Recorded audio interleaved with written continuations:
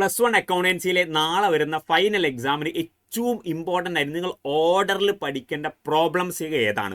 ഒന്നാമത്തത് നിങ്ങളുടെ അവസാനത്തെ ചാപ്റ്ററിൽ നിന്നുമുള്ള ഫൈനൽ അക്കൗണ്ട്സിൻ്റെ 6 മാർക്കിൻ്റെ ചോദ്യം. ഇതാണ് ഏറ്റവും ഇമ്പോർട്ടൻറ്റ്. ഇത് ഉറപ്പായി ചോദിക്കും. ഇതുമായി റിലേറ്റ് ചെയ്ത ഒരു വീഡിയോ ഞാൻ ഓൾറെഡി നമ്മുടെ ചാനൽ അപ്ലോഡ് ചെയ്തിട്ടുണ്ട്. അത് നിങ്ങൾ കണ്ടു നോക്കൂ. രണ്ടാമത്തത് ഈ ഫൈനൽ അക്കൗണ്ട്സിലെ രണ്ടാമത്തെ പോർഷൻ ഉണ്ട്. എന്താ മക്കളെ? കോസ്റ്റ് ഓഫ് ഗുഡ്സ് കാണാനും അഥവാ കോസ്റ്റ് ഓഫ് ഗുഡ്സ് സോൾഡ് കാണാനും അതുപോലെ ഗ്രോസ് പ്രോഫിറ്റ് കാണാനുള്ള ഈ ഗ്രോസ് പ്രോഫിറ്റ് കാണാനുള്ള ക്വസ്റ്റ്യൻ 3 മാർക്കിന് വരെ ചിലപ്പോൾ 5 മാർക്കിന് വരെ എന്ത് ചെയ്യും ഈ ഒരു ചോദ്യം ചോദിക്കും. നെക്സ്റ്റ് വളരെ ഇമ്പോർട്ടൻറ്റ് ഷുവർ ആയിട്ട് വരും മക്കളെ, ബാങ്ക് റീകൺസിലിയേഷൻ സ്റ്റേറ്റ്മെൻറ്റിൻ്റെ 3 മാർക്ക് അല്ലെങ്കിൽ 4 അല്ലെങ്കിൽ 5 മാർക്കിൻ്റെ ഒരു ചോദ്യം നിങ്ങൾക്ക് ചോദിക്കും. നെക്സ്റ്റ് റെക്ടിഫിക്കേഷൻ ഓഫ് എറേഴ്സ് ഉണ്ടല്ലോ. ഈ എറേഴ്സ് റെക്ടിഫൈ ചെയ്യാനുള്ള ഒരു 3 അല്ലെങ്കിൽ 4 മാർക്കിൻ്റെ ചോദ്യം കണ്ടിപ്പാ എക്സാമിന് വരും. അല്ല സാറേ ഈ 4 മാർക്കിനൊന്നും ഇല്ലല്ലോ, 3 പിന്നെ 6 അല്ലേ? എടാ 6 മാർക്കിന് ചോദ്യം തരും. ചിലപ്പം 3+3 എന്ന് തരും, ചിലപ്പം 4+2 തരും, ചിലപ്പം 5+1 ഇങ്ങനെ എന്ത് ചെയ്യും ചിലപ്പോൾ 6 മാർക്കിന് ചോദിക്കട്ടോ. അതുകൊണ്ടാണ് ഈ ഒരു രീതിയിലുള്ള മോഡൽ വരുന്നത് കേട്ടോ. ക്ലിയർ അല്ലേ? ഇനി നിങ്ങൾക്ക് ചോദിക്കുന്ന ചോദ്യം എന്ന് പറയുന്നത് സെയിൽസ് ബുക്ക് അല്ലെങ്കിൽ പർച്ചേസ് ആണ് ഇമ്പോർട്ടൻറ്റ്. സോ പർച്ചേസ് അല്ലെങ്കിൽ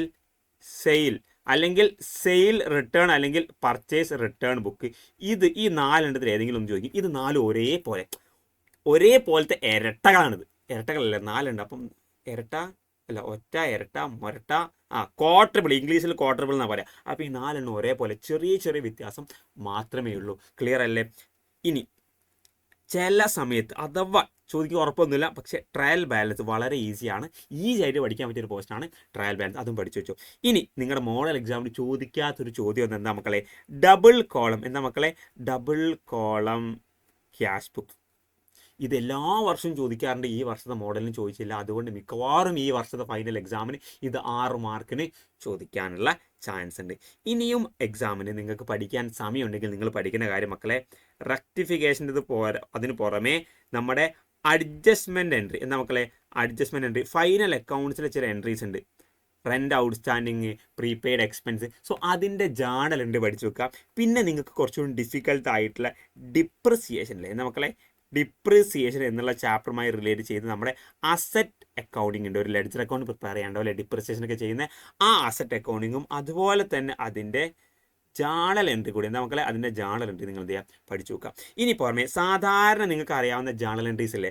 സോ ആ ജേണൽ എൻട്രീൻ്റെ ഒരു ക്വസ്റ്റ്യൻ ചിലപ്പം ചോദിക്കും. 3 മാർക്കിന് ചോദിക്കാനുള്ള സാധ്യത കാണുന്നുണ്ട്. ഇനി അഥവാ ആ ജേണൽ എൻട്രി ചോദിച്ചില്ലെങ്കിൽ അക്കൗണ്ടിങ് ഇക്വേഷൻ്റെ ഒരു ക്വസ്റ്റ്യൻ എന്ത് ചെയ്യും? 2 അല്ലെങ്കിൽ 3 മാർക്കിന് എന്ത് ചെയ്യും? എക്സാമിന് ചോദിച്ചിരിക്കും. ക്ലിയർ അല്ലേ? ഇനിയും നിങ്ങൾക്ക് സമയം ഉണ്ടെങ്കിൽ നിങ്ങൾ എന്ത് ചെയ്യാം? പെറ്റി ക്യാഷ് ബുക്ക് പഠിച്ചോളൂ. പെറ്റി ക്യാഷ് ബുക്ക് എന്ത് ചെയ്യും?